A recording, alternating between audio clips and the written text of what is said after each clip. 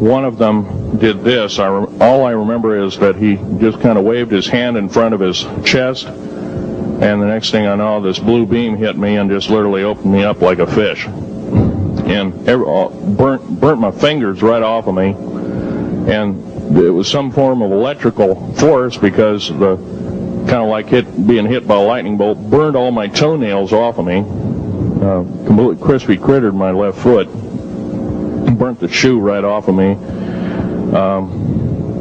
All I remember is the smoking remains, and I'm still conscious, but in and out of, I didn't remember much. And there was a Green Beret that was right behind me that risked his life. In fact, he died. But he risked his life. He shoved me back in the basket and hit the button and took me up. And I wouldn't be alive talking to you today if it wasn't for him. I'm forever indebted. He lost his life. 66 Secret Service agents, Green Berets, Black Berets, crack troops lost their lives because the government, our United States government, lied, did not tell us anything about the alien threat. There's a war underneath there, and I'm talking dead serious. It's been going on since that time. Since late August of 1979, our military, the Russian military, basically the militaries of the world, have been in constant conflict with the outer space alien. The small gray, the large gray, the reptilians, the whole thing. There are 11 distinct races of aliens. 2 are benevolent. One had to leave here in a hurry because their world is under attack, both on the surface as well as underground. There, the Pleiadians. They're familiar. Maybe some of you are familiar with that. Would some of you raise your hands who've heard of Billy Meyer and some of the... very good. About half the group. Well, Billy Meyer is one of these lucky people that they figured, well, he's kind of a simple type. We'll show him everything. Well, these are the benevolent aliens, and they've been here helping us. In fact, I have a picture. Let me reach for it here.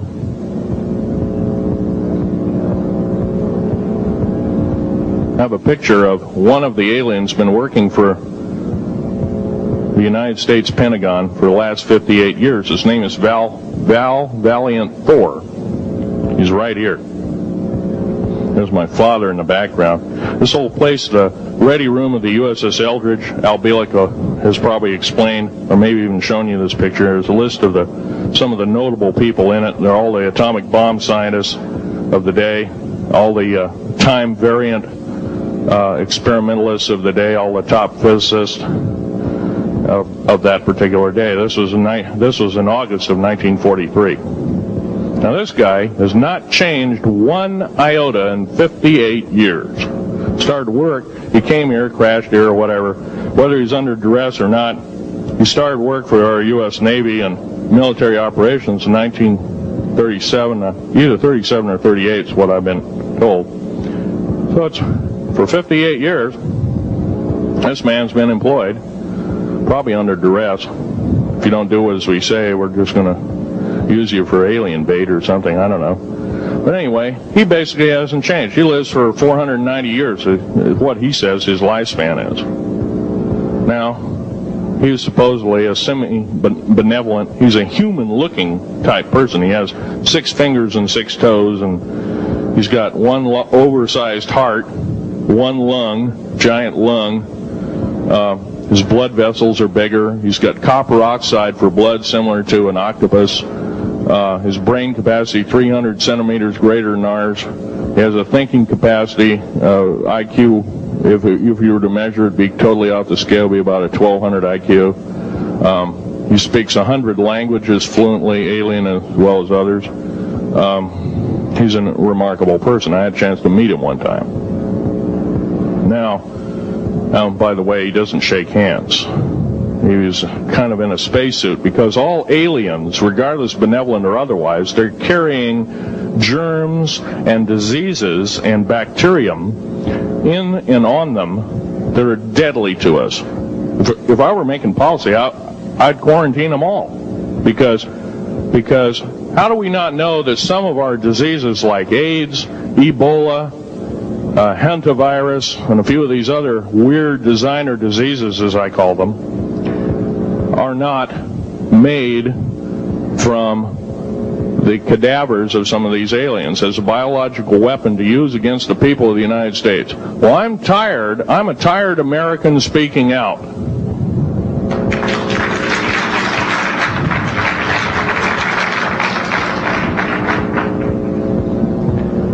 Now, what I'm telling you is kind of almost like a brain overload here. Back in 1946, we set off a number, actually 4 atomic bomb tests at Bikini Atoll. It's a group of islands in the South Pacific.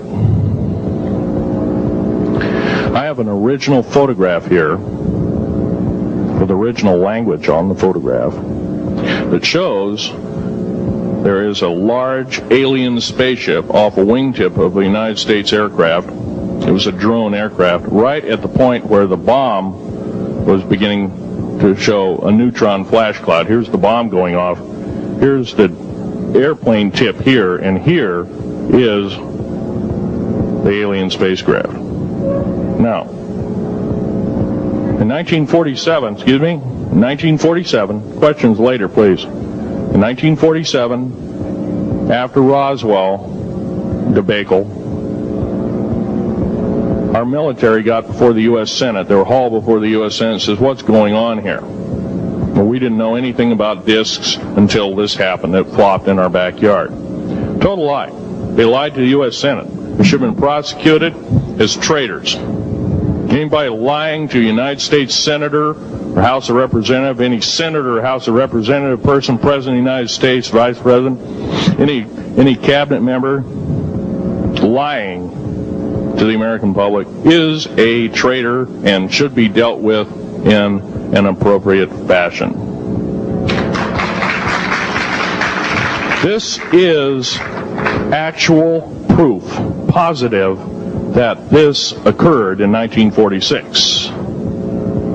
Now, U.S. military knew all about flying discs, and flying disc technology is thoroughly early as 1933. Of course, we remember the Germans did too, the Nazi Germans, Hitler and all their bunch of people.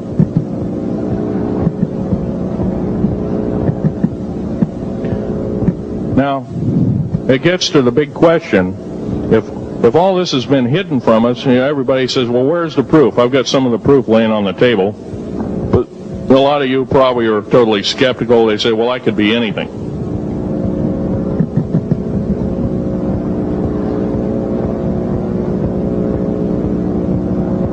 In my hand here, I have a piece of what's called corbamite. It's the heaviest element in the world. Element 140. This piece of material weighs 15 ounces. It's 3.5 times the weight of uranium. It cannot be made to emit gamma rays. It cannot be isotoped. It is totally stable. It is used in all stealth aircraft and all Phoenix-class submarines. When combined with other alien elements, it is impregnable. It cannot be melted with charged particle beam weapon. When properly combined in secretive compounds, it can withstand temperatures in excess of 10 million degrees Fahrenheit. It is grown by aliens who have given a good... The other side of the alien question is, some of these aliens have broken off from their mainstream and said, we're not getting a fair shake, and so this is what happens. And I'm talking about the alien grays. Some of them broken away. They're talk about not being popular. This particular piece of metal is an amazing piece of technology. It's capable of being grown in 15 different crystal systems. Now, I'm a geologist, and I, prior to 15 or 20 years ago, knew of only 6 crystal systems. There's actually 15 if you count all the alien metals. Now, this is only element 140. If you look at the local periodic table in your local library, it says 104. Somewhere down the line, we've been lied to, we've been cheated. What we have to do is we have to literally ask for the truth. If we cannot ask for the truth, we must demand the truth. We must take it before courts of law in common law systems, and we must demand it. If we cannot do this, our founding fathers told us the only thing left is to overthrow, to get the parasites out. I don't advocate overthrow, but it does look like this may be the only alternative.